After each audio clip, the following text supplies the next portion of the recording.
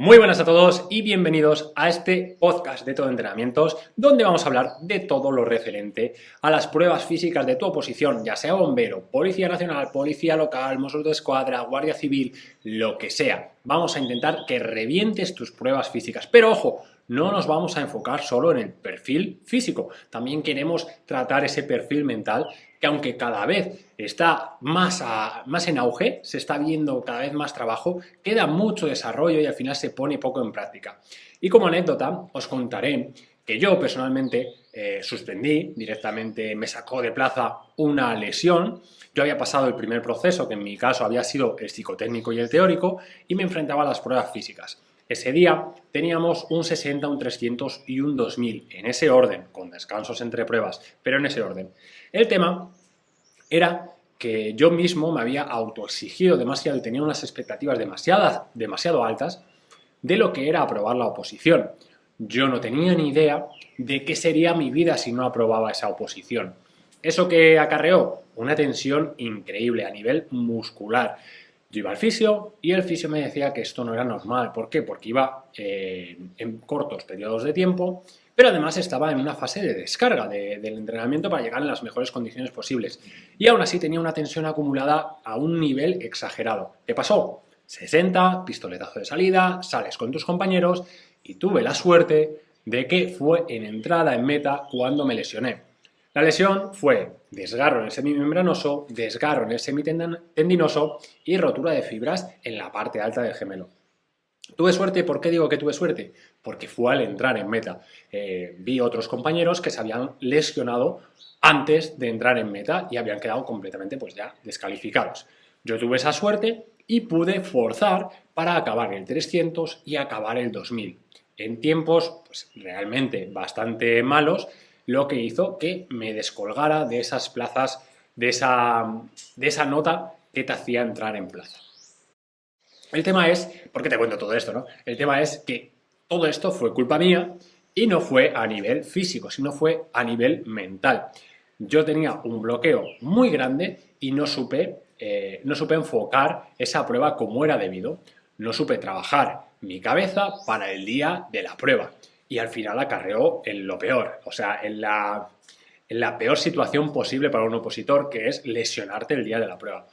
Esto lo vemos continuamente y no lo vemos solamente en opositores. Tú si te vas a alta competición puedes ver también a atletas profesionales, por ejemplo en los Juegos Olímpicos, que se lesionan en un 100 y dices, hostias, son atletas olímpicos, sí, pero también son humanos, tienen sus problemas personales, familiares, sus situaciones en casa y al final todo eso te conlleva, te acarrea una carga que no es solo física y al final sale en el momento más inesperado, en este caso pues o una competición o una prueba física de cualquier oposición, ¿no? Por eso es importante que sepas que también vamos a tratar estos temas. Pero este no es el tema de hoy. El tema de hoy era una pregunta que lancé el otro día en Instagram y es cierto que está un poquito condicionada ya que la mayoría de los que me siguen en Instagram tienen un perfil de opositor a bombero, ¿vale? La pregunta era la siguiente. ¿Cuántos días a la semana crees que debería entrenar un opositor a bombero?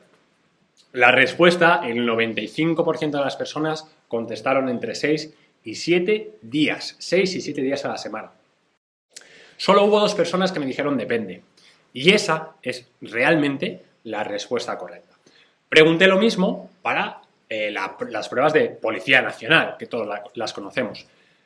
Son 3 pruebas, ¿vale? Pruebas físicas me refiero. Tienen un circuito de agilidad, tienen una prueba de dominadas, ya sea en chicos de número de dominadas, de volumen de dominadas, o en chicas una resistencia con la barbilla por encima de la barra, colgados en posición supina, y después una prueba de medio fondo en pista. Únicamente son 3 pruebas. Obviamente, cuando vamos a hablar de una oposición de bombero, lo normal es que sean unas 6 pruebas, 5, 6, 7 pruebas, dependiendo dónde te presentes. Pero el hecho no es ese. El hecho es que 6 o 7 días de entrenamiento para una persona puede ser excesivo, sobre todo si no se gestiona bien, y la mayoría de veces no se gestiona bien. El problema que hay en estos casos es que se prima siempre la competición. ¿A qué me refiero con esto? A que en una academia una academia tipo, ¿vale? No todas son iguales, no penséis que voy por ciertas academias, no todas son iguales, pero una academia tipo, cuando te juntas con los compañeros, lo normal es que al final acabes picado. ¿Esto es bueno? ¿Esto es sano? Bueno, es sano hasta cierto punto. Es sano hasta cierto punto, ¿por qué? Porque no siempre es bueno ir al máximo. La mayoría de veces es mejor no trabajar al máximo. Solo tienes que trabajar al máximo en ciertos momentos puntuales. Pero si vas siempre al máximo, al final eso va a acarrear un sobreentrenamiento, puede acarrear lesiones, puede acarrear en fatiga crónica, puede acabar en un montón de situaciones que, créeme, que no son agradables y no querrás que te pase a ti, y menos si estás peleando por una plaza de tu oposición. Entonces, ¿cuál era la opción correcta, la opción de respuesta correcta? Depende. ¿Depende de qué? En primer lugar, de la persona. En segundo lugar, la condición genética que tenga. No es lo mismo una persona que tenga una condición genética predispuesta al trabajo de fuerza, por ejemplo, y le toque un entrenamiento de press de banca y desde el primer día, porque esto es así, lo reviente, que una persona que le cuesta mucho trabajar el press de banca, ¿vale? No va a trabajar el mismo volumen de días la persona A que la persona B. Tampoco va a trabajar el mismo número de días una persona que desde pequeño ha hecho atletismo, por ejemplo, a una persona que no ha corrido en su vida. Si una persona ha hecho desde pequeño atletismo y todas las pruebas de atletismo, ya sea velocidad, medio fondo o incluso fondo, las mete sobrado, llega al 10 o aunque no llega al 10, los roza, los mete muy bien, las mete muy bien, no va a realizar tanto trabajo de atletismo como una persona que no ha corrido. Entonces va a depender de eso. Lo óptimo, no hay nada óptimo, va a depender de cada persona. Lo primero que tenéis que saber es que el entrenamiento tiene que ser pautado individualmente y cada persona va a tener que seguir una progresión adecuada para ello. Y esto no solo va a nivel de entrenamiento, sino también a nivel de temario de estudio. Si tú a nivel de entrenamiento, pongo un ejemplo, un claro ejemplo, una persona que ha sido escalador y va a tener que realizar la prueba de trepa de cuerda. No la ha hecho en su vida, pero él escalaba. Lo hemos visto, los opositores a bombero lo habéis visto un montón de veces. Si no eres uno de ellos, lo has visto un montón de veces en la academia. Y te sube la cuerda con una facilidad que dices tú, me cago en la puta. Pero si este tío es la primera vez que la sube y encima revienta el tiempo. ¿Tú crees que esa persona va a hacer las mismas cuerdas, va a hacer el mismo número de días de trabajo específico de cuerda que una persona que no consigue ni acabarla en tiempo o que no consigue subirla?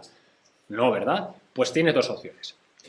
La opción A podría ser no entrenar ese día. Imagínate que todos tienen pautado 2 días de entrenamiento de cuerda, pero tú revientas la cuerda. ¿Para qué quieres seguir entrenándola 2 días? Si con uno puede ser suficiente. Ese día lo puedes dejar de descanso, de estudio, de descanso activo, de lo que necesites. Pero ese día no es necesario que lo entrenes.